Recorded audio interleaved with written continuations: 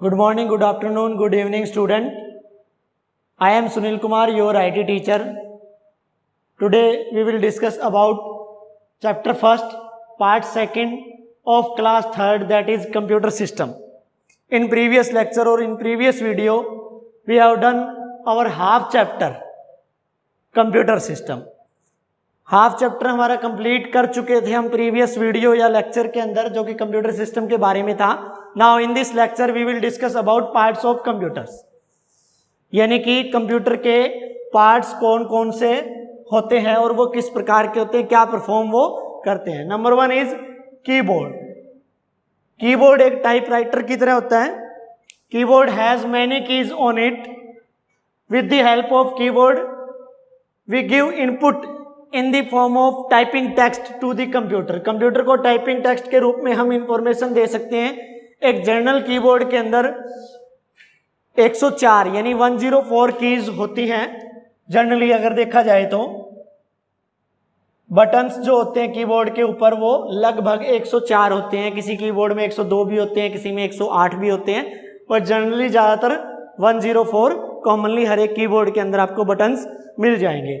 Next part of computer is mouse. Mouse is a pointing device. With the help of mouse we can move our arrow on the computer screen. जो कि monitor होता है, उस monitor की screen पे किसी particular item को या आइकन को या कोई टेक्स्ट को या फिर किसी भी पर्टिकुलर सॉफ्टवेयर को या ऐप को डिनोट करने के लिए, पॉइंट आउट करने के लिए हम माउस का इस्तेमाल कर सकते हैं, जो कि एक एरो की तरह स्क्रीन पे हमें दिखता है. Mouse is a input device. Third part of computer is CPU. CPU is the main or major part of our computer. The full form of CPU is Central Processing Unit. There are three main parts of CPU. That is, first number is Arithmetic and Logical Unit. That is ALU. अगला होता है Control Unit. That is CU. Third one is Memory Unit. MU. Central processing unit यानी CPU को computer का दिमाग भी कहा जाता है. We can say that CPU is the brain of computer. Number 1 जो पार्ट सीपीयू का होता है, अर्थमेटिक एंड लॉजिकल यूनिट, इसका क्या इस्तेमाल होता है? When we do calculations in computer, computer के अंदर हम कोई भी कैलकुलेशन करते हैं, इफ दीज और those calculations related to arithmetic and logical, mathematics जो कैलकुलेशंस होती हैं वो सारी की सारी एएलयू के द्वारा की जाती है.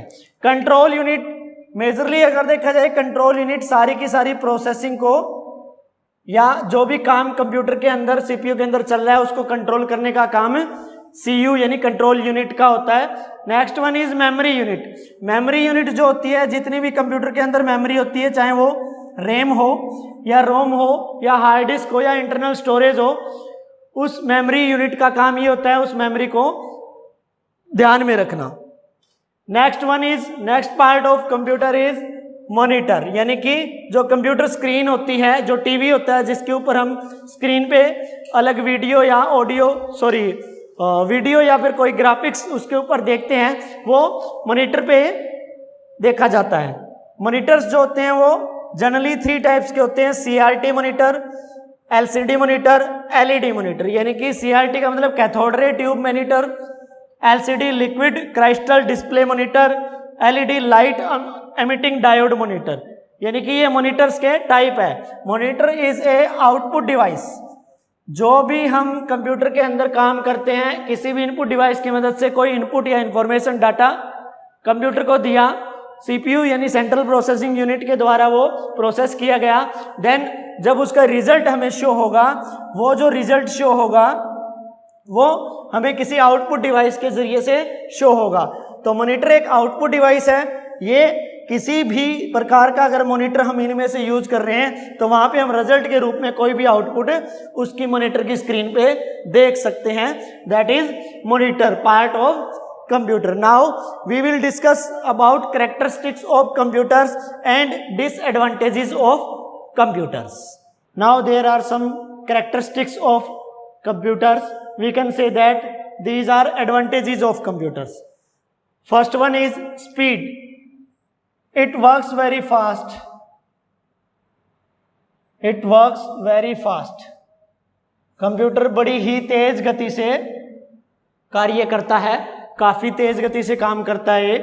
रिलायबिलिटी यानी कि विश्वसनीय, अगर हम कोई भी वर्क कंप्यूटर को अगर देते हैं तो कंप्यूटर कभी भी कोई गलती नहीं करता, कोई भी मिस्टेक नहीं करता, जो कि कंप्यूटर को रिलायबल बनाता है यानी विश्वसनीय बनाता है, विश्वास करने योग्य बनाता है। Storage, large volume of data we can store in computers, ज़्यादा बड़ी मात्रा में डेटा हम इसके अंदर स्टोर करवा सकते हैं, इसकी मेमोरी या स्टोरेज है वो काफ़ी बड़ी होती है।